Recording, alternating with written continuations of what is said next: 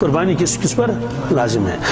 اس کا جواب یہ ہے کہ گھر کے تمام افراد پر قربانی لازم نہیں ہے، بلکہ شریعت کا حکم یہ ہے کہ ان میں مالک کون ہے، کیا مالکانہ حقوق کس کے ہیں اور کس کے پاس اپنی جائیداد اور اپنی ملکیت ہے جس میں دوسرے کا کوئی دخل نہ ہو، تو ان پر قربانی لازم ہے۔ تو عام طور سے جو ہمارے گھر ہوتے ہیں، والدین ہوتے ہیں اور اولاد ہوتی ہے، اولاد تو بس پڑھ رہے ہیں، ابھی جاب کی جو ہے وہ چکر میں ہے، وہ جاب میں بھی نہیں مل رہا ہے، یا والد کے ساتھ کھیت میں کام کرتے ہیں، الگ سے کوئی ان کی جائیداد نہیں ہے، تو اس گھر میں جو مالک ہے، گھر کا مالک اور جائیداد کا مالک ہے، بس اس پر قربانی لازم ہے، اس پر قربانی ٹوٹل ایک آدمی پر۔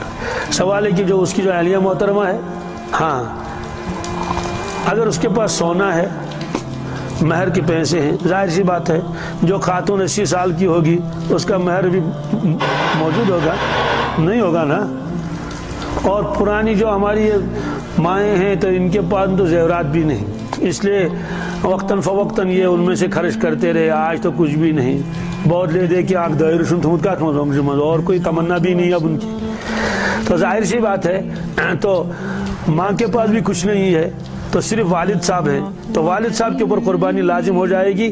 اس کی جو اولاد ہے، صغار ہیں یا کبار ہیں، چھوٹے ہیں یا بڑے ہیں، تو ان پر قربانی شرعاً لازم نہیں ہے۔ کیا کرتے ہیں؟ وہ پڑھ رہے ہیں، بس ٹھیک ہے، نہیں صاحب وہ تو کام کرتے ہیں، کھیت میں کام کرتے ہیں، والد صاحب کا ہاتھ بٹاتے ہیں، کہتے ہیں یہ ہیلپر ہیں، کیا ہیں یہ معاون ہے والد صاحب کے، مالک نہیں، مالکانہ حقوق کی نہیں، ان کے پاس ہے بھی نہیں۔ پھر دوسری بات ہے ان کے پاس پیسے بھی نہیں، یہ والد صاحب سے کرایہ مانگتے ہیں، والد صاحب سے فیس مانگتے ہیں، اسے ان پر بھی قربانی لازم نہیں۔ اچھا اگر یہ بالغ ہو گئے ہیں، کیا بالغ ہو گئے ہیں، ایک لڑکا دکانداری کرتا ہے، دوسرا ملازمت کرتا ہے، تیسرا جو ہے وہ کھیت میں ہی کام کرتا ہے، تو پھر یہ مسئلہ ہے کہ جو یہ دکانداری کرتا ہے والد صاحب نے دکان اسی کے نام کر دی ہے، یا یہ کہ والد صاحب اسے حساب لیتا ہے، تو والد صاحب اسے حساب لیتا ہے، ساری رقم وہ والد صاحب کے حوالے کر دیتا ہے اور اپنا جیب خرچ اٹھاتا ہے، کیا کیونکہ جیب خرچ ہوتا ہے نا، آج بھائی موبائل ہے اور آج اسکوٹر ہے اور دوسری چیزیں ہیں، بس اپنا جیب خرچ اٹھاتا ہے، کبھی 10,000 کبھی 5,000 کبھی 4,000 جیسی اس کی ضرورت ہے، بیوی کو بھی کبھی خرچہ دینا پڑتا ہے، لیکن باقی دکان والد کی ہے، کس کی؟ کاروبار اسی کے نام کا ہے، اور والد صاحب کے ذہن میں ہے یہ دکان صرف اسی کی اکیلی کی نہیں ہے بلکہ میں جو اور بھی بچے ہیں تو ان کی بھی ہے یہ، البتہ فی الحال چونکہ یہ بڑا ہے، پڑھائی اس نے مکمل کر لی ہے، اس لیے اس کو دکان کے ساتھ مشغول کر رکھا ہے، تو شرعی اعتبار سے وہ والد صاحب کا معاون ہے، مددگار ہے، لیکن مالکانہ اختیار اس کو نہیں ہے، تو شرعی اعتبار سے اس پر بھی قربانی لازم نہیں۔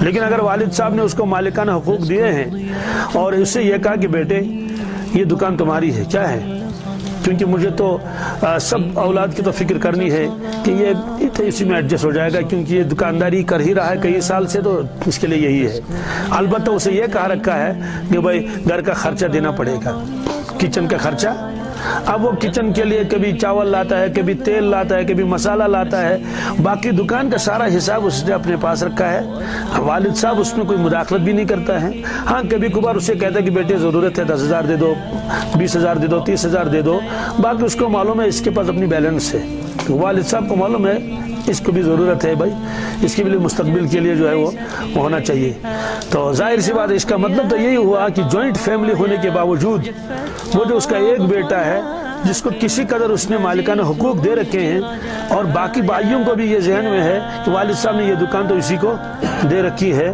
اور ہمارے لیے تو دوسرے کام ہیں، کوئی نوکری کر رہا ہے، کوئی کچھ کر رہا ہے، تو اس بیٹے پر قربانی لازم ہو جائے گی، سمجھا گی بات؟ اچھا، اور اگر 3-4 بیٹے ہیں اس کے، اولاد ہے اس کے پاس، بیٹیاں بھی ہیں، تو ایک بیٹا اس کی شادی ہوئی ہے، اس کی شادی، تو بیٹے کو مالکانہ حقوق نہیں ہے، اس پر قربانی لازم نہیں ہے، کرے تو واہ واہ، لیکن جو اس کی اہلیہ محترمہ ہے، اس کی بیوی ہے، اس پر تو قربانی لازم ہے، اس وجہ سے کہ اس کے پاس تو سونا ہے، 2-3 لاکھ کا سونا اس کے پاس ہے، مہر کا 1,50,000 تو اس کے پاس ہے، تو چونکہ سال گزرنا بھی شرط نہیں ہے، ان دنوں میں جس کے پاس یہ سونا ہو تو اس پر قربانی لازم ہو جائے گی۔ خلاصہ نکلا اس گھر میں ایک تو قربانی لازم ہوگی والد صاحب کی، کس کی؟ اور بہو کی، بس باقی کسی پر قربانی لازم نہیں ہے۔ اور ایسے ہی ہے ایک لڑکا جو ملازمت کر رہا ہے، ساری تنخواہ لا کے والد صاحب کے حوالے کر دیتا ہے، اپنے صرف جیب خرچ رکھتا ہے۔ کیا رکھتا ہے؟ جیب خرچ رکھتا ہے۔ تو ظاہر سی بات اس کا مطلب ہے کہ جیب خرچ تو خرچ ہو ہی جاتا ہے، اور کوئی بچت اس کے پاس ہے بھی نہیں۔ اور 10,000 بھی اگر بچت ہوں تب بھی قربانی لازم نہیں، 20,000 بھی اگر اس کے پاس نقد ہوں تب بھی وہ صاحب نصاب نہیں ہے۔ 24,500 جب تک اس کے پاس نہ ہو۔ تو معلوم یہ ہوا کہ جیب خرچ ہونے کے باوجود بھی اس پر قربانی شرعاً لازم نہیں ہے۔ اور پہلے تو جی پی فنڈ بھی کاٹتے تھے، مجھے معلوم نہیں آج کاٹتے نہیں، گورنمنٹ کاٹتی یا نہیں کاٹتی ہے۔ جی پی فنڈ کے بارے میں بھی بہرحال مسئلہ تو اپنی جگہ ہے۔ وہ یہ ہے کہ ایک تو جی پی فنڈ کا وہ حصہ ہے جو گورنمنٹ زبردستی کاٹتی ہے، آپ مانے یا نہ مانے، آپ کی تنخواہ ہے، وہ آپ کی تنخواہ میں سے اس نے آپ کے 2,000 کاٹ لیے، اور ہر مہینے وہ کاٹتا رہتا ہے۔ آپ چاہتے ہیں نہ کٹے لیکن وہ پھر بھی کاٹتے رہتے، وہ مانتے نہیں، آپ کے اکاؤنٹ میں نہیں جمع ہو جاتا ہے۔ شرعی اعتبار سے چونکہ وہ آپ کی ملکیت میں آیا ہی نہیں، وہ انہوں نے پہلے سے ہی کاٹ کے رکھا تھا، تو اس پر زکوٰۃ بھی ہر سال واجب نہیں، اس کی وجہ سے قربانی بھی لازم نہیں ہو جائے گی۔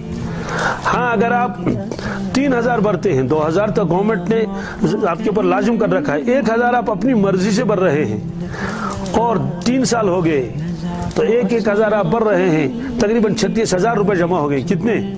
ہم کہیں گے ان 36,000 پہ آپ کو زکوٰۃ بھی لازم ہو جائے گی اور اس کی وجہ سے قربانی بھی لازم ہو جائے گی۔ کیوں؟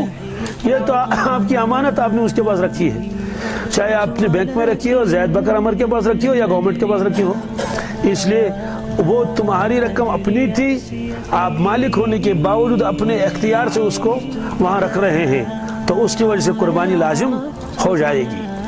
تو جوائنٹ فیملی میں یہی ہے کہ اگر بچے بالغ ہیں پھر بھی ان کے اوپر قربانی لازم نہیں، مالکان حقوق نہیں، لیکن جس دن والد صاحب کا انتقال ہو جائے، کیا